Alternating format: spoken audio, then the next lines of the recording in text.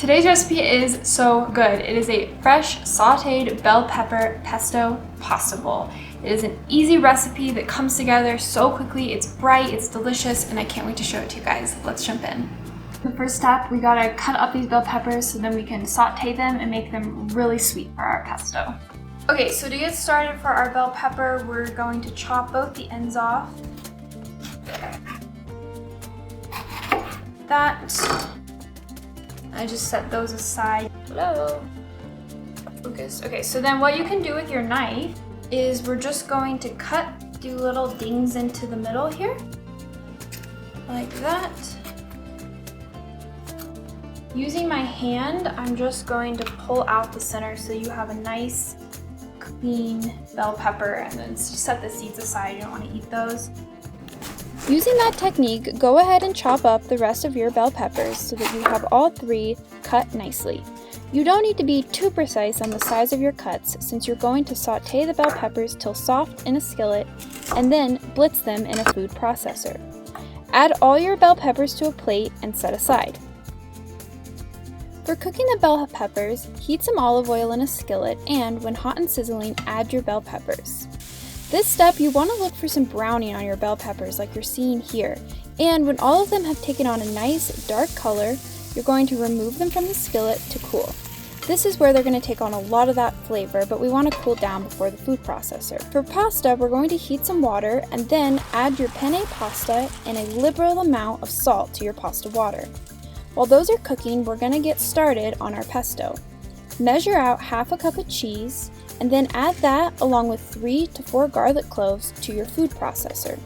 Squeeze half of a lemon using your hand to catch the seeds. You can add more lemon juice later. We're going to be using a whole can of black olives.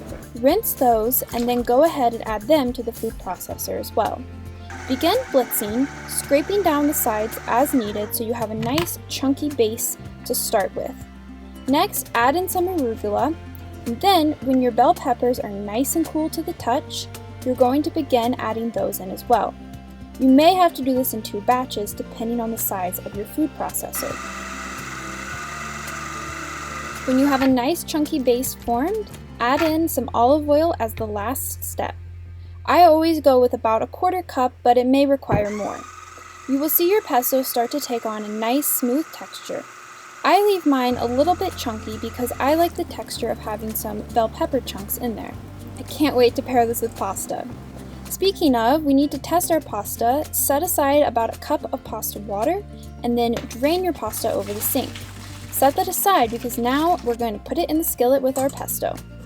Add some cherry tomatoes to a skillet, and when those are getting hot and close to blistering, you're going to add in a generous amount of penne pasta, or less if you're not feeding too many people, then a big heaping of the pesto sauce, and a little bit of pasta water to make everything nice and creamy. Continue to stir, adding in more pesto or pasta water as needed.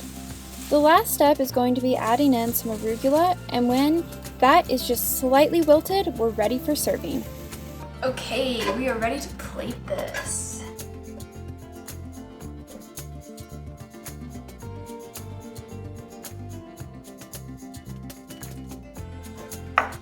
Okay, so for serving, I just like to add a little bit of Parmesan cheese on top and some fresh cracked black pepper. This is really good. It's a little bit spicy from the arugula and the garlic, but it's really balanced with that sweetness from the bell pepper. This would go really well with most any proteins. If you wanted to kind of bulk it up a bit, you could put chicken or tofu. It's really great as a meal prep option too. It keeps really well in the fridge. We have some leftover pesto so you can eat it throughout the week. I hope you guys give this one a try and like it as much as I do. Let me know what you think in the comments below. Thanks for watching.